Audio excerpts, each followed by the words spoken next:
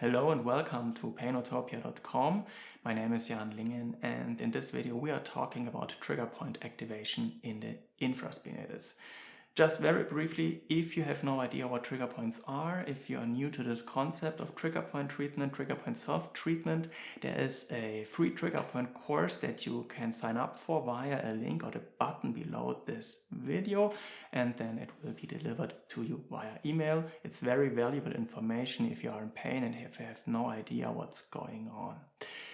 Having said that, let's get started with the main topic of this video, trigger point activation in the infraspinatus. So, what is in for you here in this video?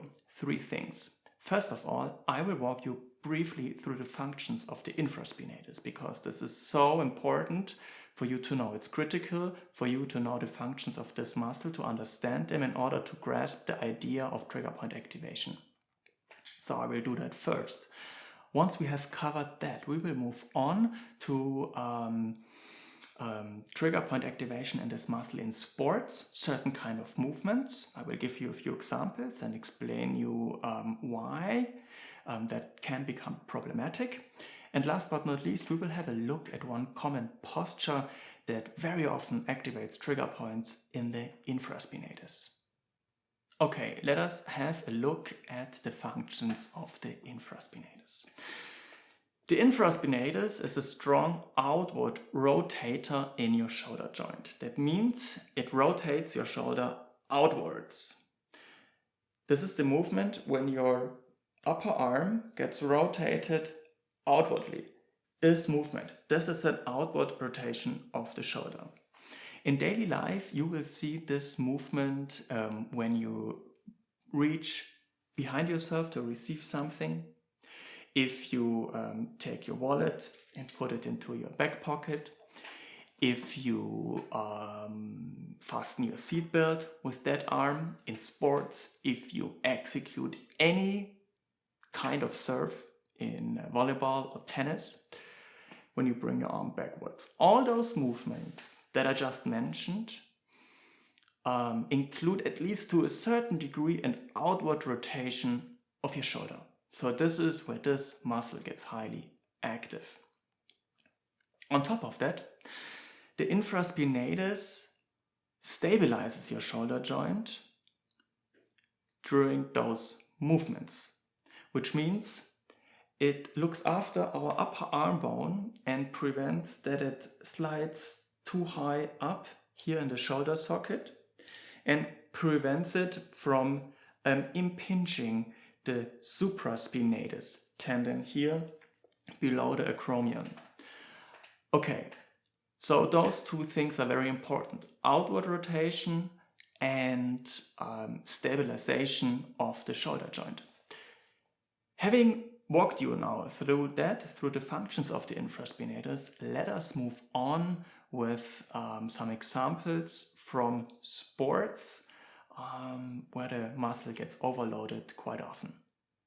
Having walked you through the functions of this muscle, you might already have an idea what sports and what movements might become problematic to the infraspinatus.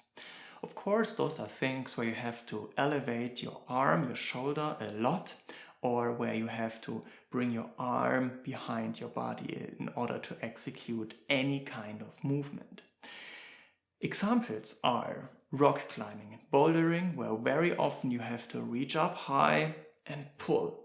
And here the infraspinatus has to work very, very hard in order to stabilize the shoulder joint, and it also involves, to a certain degree, an outward rotation of your shoulder.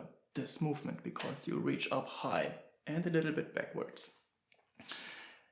Playing baseball, throwing a ball, serving in tennis, in volleyball, all those things require a heavy activation of the infraspinatus. First of all, because you execute an outward rotation in order to bring your arm back, and because the infraspinatus on top of that has to work very hard to stabilize your shoulder joint during those movements.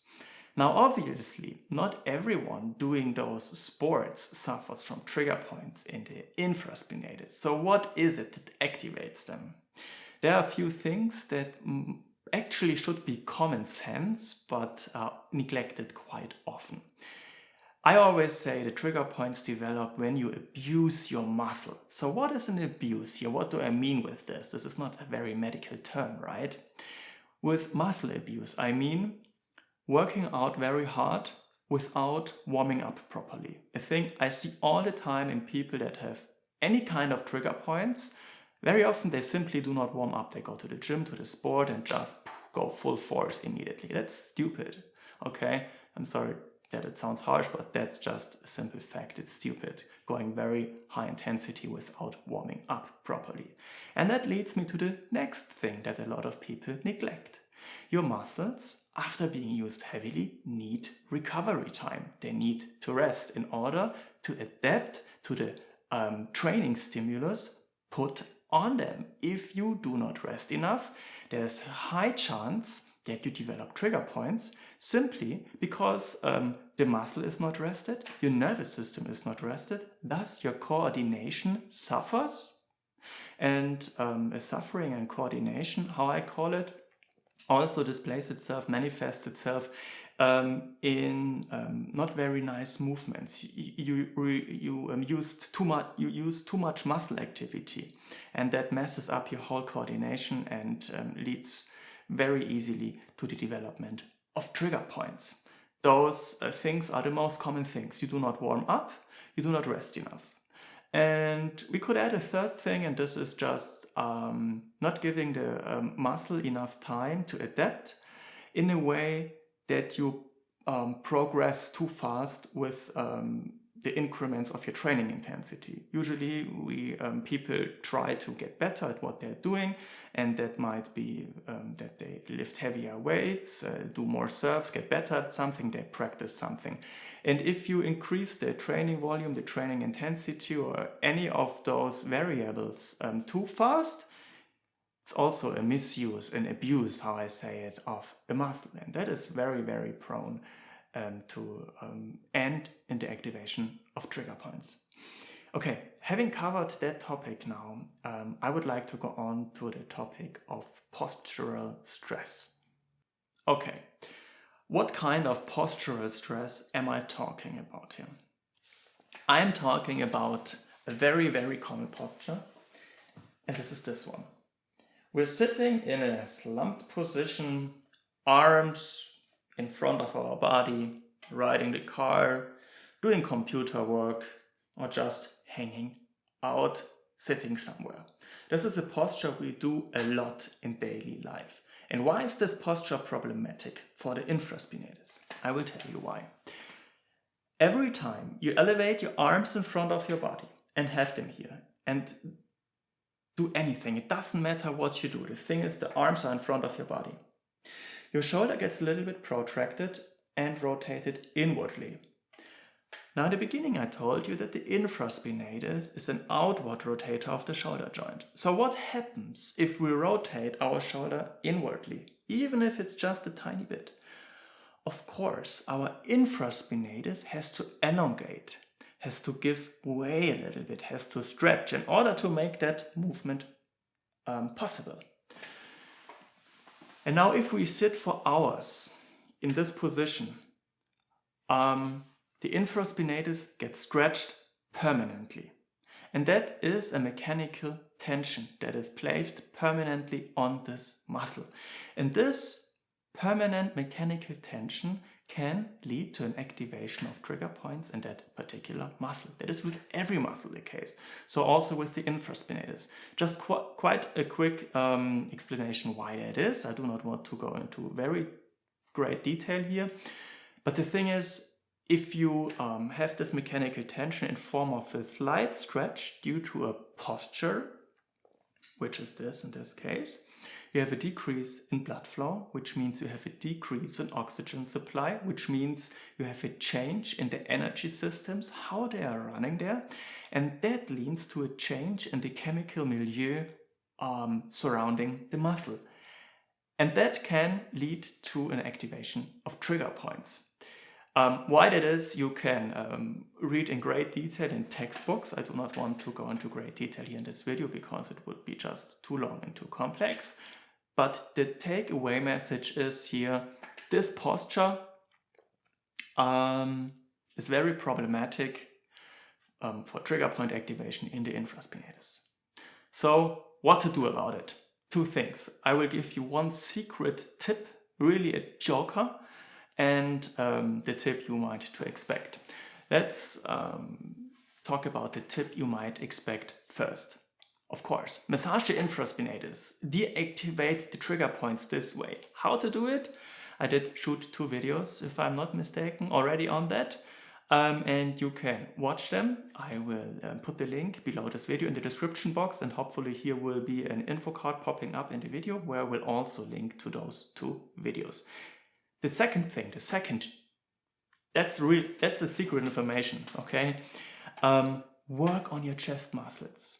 Because this posture does not only activate trigger points here in the infraspinatus, but also will lead to a shortening of your chest muscles, your pectoralis major and minor. And now if you work your infraspinatus to get rid of those trigger points, to deactivate them, that might work. But in very often cases, and in a lot of cases, only transiently. Because also your chest muscles did shorten and keep your shoulder in that position. So you really have to release those muscles, stretch them, massage them in order to get out of this rounded shouldered position. Very important. A lot of people do not know about it. I don't know why. It's actually quite obvious, but this is my takeaway message for you. If you suffer from trigger points in the infraspinatus, which might lead to shoulder pain, for example, or neck pain.